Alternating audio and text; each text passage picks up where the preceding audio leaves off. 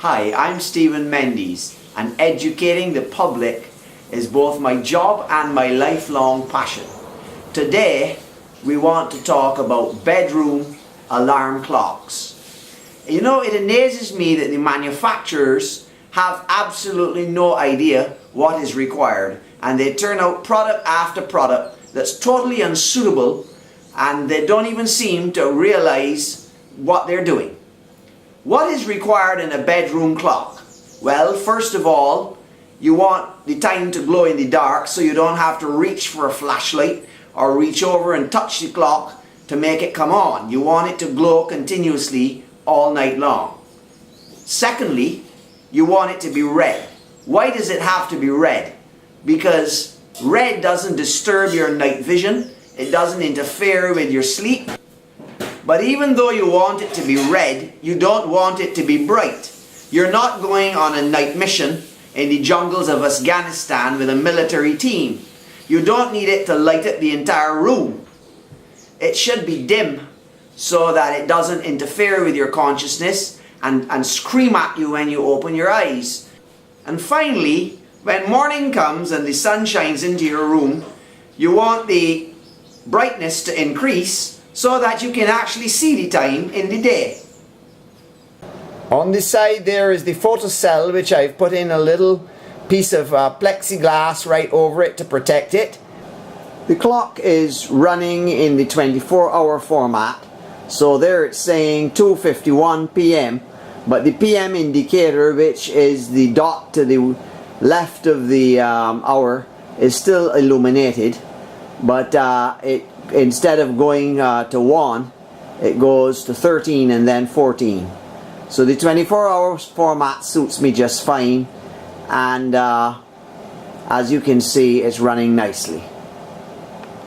This homemade clock uses a Mostec 50252N chip and the Radio Shack project board that I bought back in 1975. As you can see, I had to be creative with the enclosure, and I've got a little speaker in there, and on the other side of that internal board is the display board.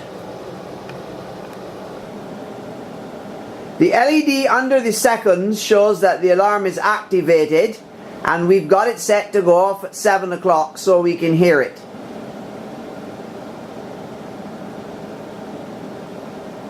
It's going to go off now.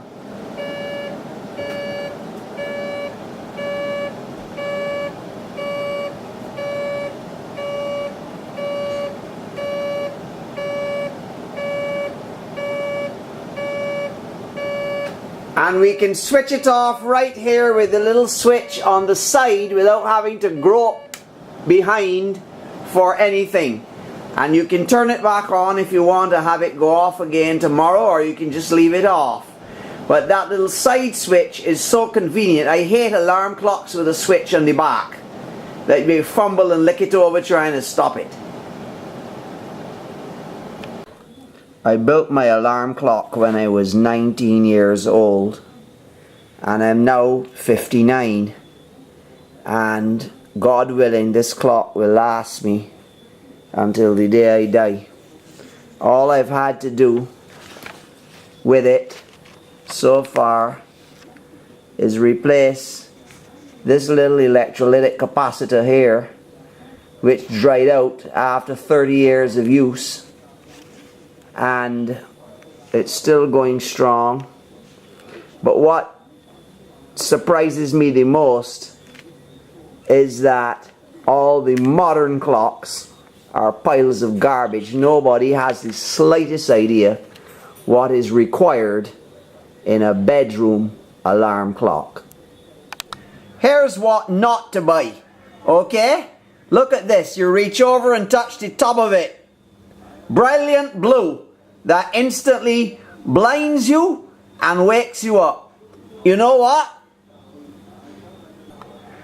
Do you really want a shock treatment in the middle of the night? Well, then buy this clock.